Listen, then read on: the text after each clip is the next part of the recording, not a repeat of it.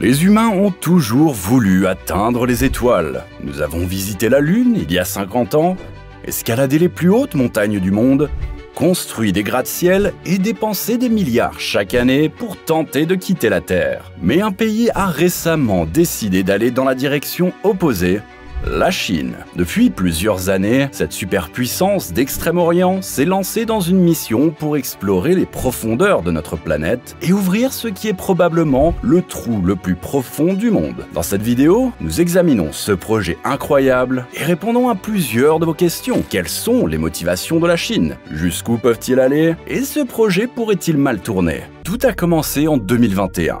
Lorsque le président chinois Xi Jinping a lancé une nouvelle initiative pour explorer les couches les plus profondes de la Terre et a invité les meilleurs scientifiques du pays à souligner l'importance de ce projet. Cependant, ce ne sont pas que des paroles en l'air, et la Chine est passée à l'action.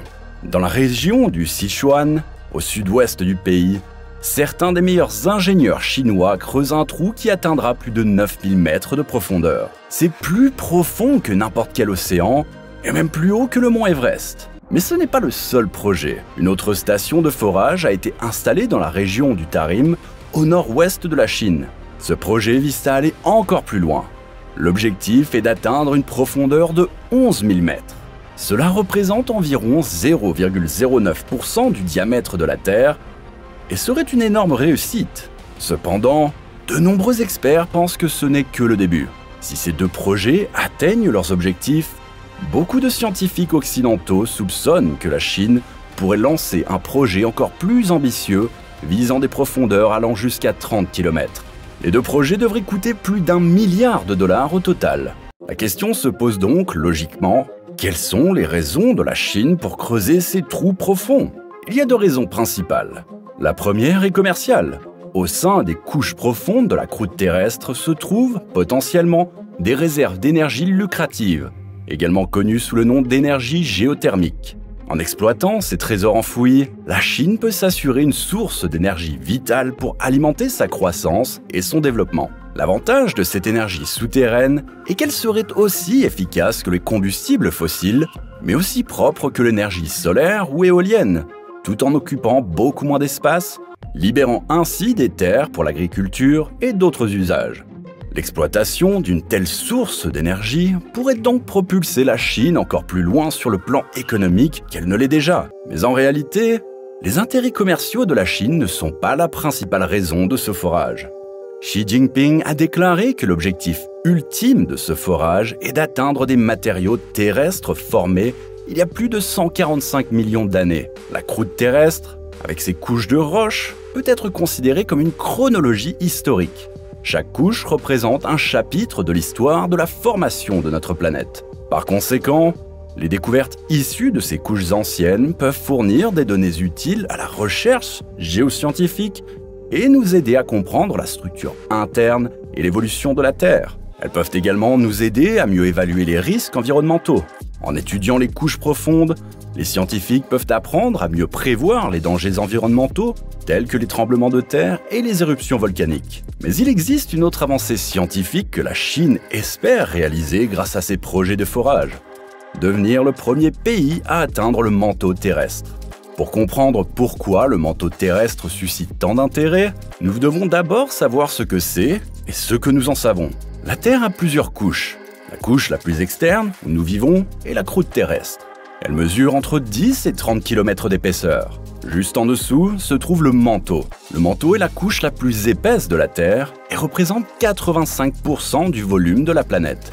Ce qui est étonnant, c'est que la matière dans le manteau est en mouvement et non statique.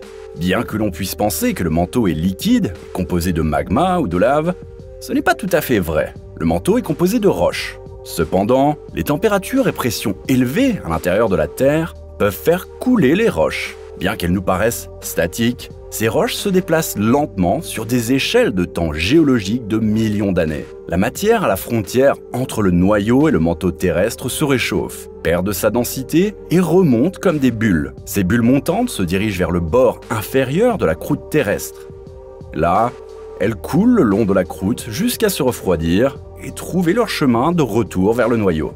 Cependant, comme mentionné plus tôt, les mouvements du manteau terrestre sont incroyablement lents. En fait, un voyage de la croûte au noyau et retour peut prendre jusqu'à 2 milliards d'années. Si vous vous demandez comment les scientifiques peuvent savoir tout cela sans jamais atteindre le manteau terrestre, les connaissances actuelles sur le manteau sont basées sur l'analyse des roches remontées à la surface lors des éruptions volcaniques, ainsi que sur l'analyse des ondes sismiques lors des tremblements de terre, qui peuvent fournir des informations sur ce qui se passe sous la croûte terrestre. Mais ce que nous pouvons apprendre avec ces méthodes est très limité, ce qui laisse de nombreuses questions ouvertes et sans réponse sur le manteau. Beaucoup de ces questions pourraient être résolues si nous pouvions y accéder directement, par exemple en forant un trou. Découvrir un morceau intact du manteau terrestre serait l'équivalent scientifique d'un alunissage. Ce serait comme un raccourci pour déchiffrer l'origine de la Terre. Ce spécimen unique éclairerait les matières premières à partir desquelles notre planète s'est formée. En outre, l'étude directe du manteau terrestre pourrait révéler les secrets de la formation et de l'évolution de la Terre en une planète complexe telle que nous la connaissons aujourd'hui. Comme nous pouvons le voir, la Chine a de bonnes raisons de forer profondément, peut-être jusqu'au manteau terrestre. Mais y parviendra-t-elle? Et que pourrait-il mal tourner? Pour répondre à ces questions, il vaut la peine de regarder l'histoire du forage profond. Jusqu'à présent, 3 pays différents ont essayé de forer profondément dans la Terre. Les États-Unis, la Russie et, étonnamment, l'Allemagne. Dans les années 50 et 60, les États-Unis ont tenté de forer le trou le plus profond du monde dans une course avec la Russie pendant la guerre froide. Le projet s'appelait Mohole et était coordonné par un groupe appelé l'American Miscellaneous Society. L'objectif était d'atteindre la jonction entre la croûte terrestre et le manteau. Ils avaient un plan précis et voulaient prendre un raccourci. Les scientifiques voulaient forer à travers le fond de l'océan Pacifique, au large de l'île de Guadeloupe. L'avantage était que la croûte terrestre y est plus mince, ce qui facilite le forage. Cependant, ils devaient d'abord atteindre le plancher océanique, avant de pouvoir commencer à forer dans la croûte. En tout, le projet était une entreprise énorme et nécessitait de nombreuses innovations.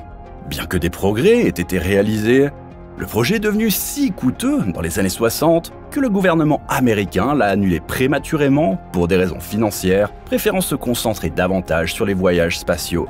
Il y a eu d'autres programmes de forage américains après le projet Mohole, beaucoup plus petits mais très réussis.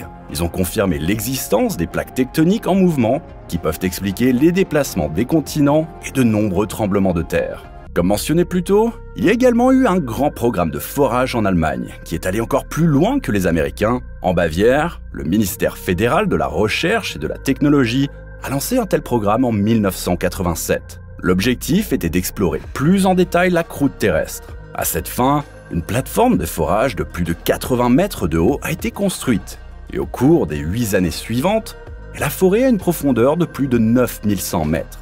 De nombreuses expériences ont ensuite été réalisées dans le trou résultant, et le forage a été arrêté en 1995. Un seul pays est allé encore plus loin sous terre à ce jour, et c'est la Russie. À partir de 1970, l'ex-Union soviétique a foré le trou le plus profond du monde sur la péninsule de Kola pendant près de 20 ans. Le forage a finalement atteint une profondeur incroyable de 12 200 mètres, et il y avait des plans pour aller encore plus loin, mais le forage a été arrêté au début des années 90. Pourquoi? Les températures dans le trou atteignaient les 180 degrés Celsius. Cette température élevée était plus qu'un simple problème mineur et a poussé l'équipement de forage à ses limites. Les machines ont commencé à faiblir et les forêts se sont rapidement usées dans ces conditions extrêmes. Pour continuer à forer, de nouvelles technologies coûteuses étaient nécessaires pour des connaissances scientifiques de plus en plus limitées, nécessitant un budget qui n'était tout simplement plus disponible après l'effondrement de l'Union soviétique. 3 ans plus tard, l'ensemble des installations a été fermé. Aujourd'hui, c'est une destination pour les touristes aventuriers. Comme nous pouvons l'apprendre de l'histoire du forage profond, la Chine a besoin de 2 choses avant tout pour réussir à creuser le trou le plus profond du monde. Un budget très important et un équipement de forage capable de résister à des températures extrêmes de plus de 200 degrés Celsius et à des pressions extrêmement élevées. Si la Chine réussit, elle aura l'occasion d'acquérir de nouvelles connaissances scientifiques et d'exploiter une réserve d'énergie totalement inexploitée. Il reste donc à voir comment les projets de forage profond de la Chine vont évoluer. Faites-nous savoir ce que vous en pensez dans les commentaires. Laissez un like et abonnez-vous si vous avez aimé la vidéo. Merci encore, au revoir et à la prochaine sur Bon à savoir.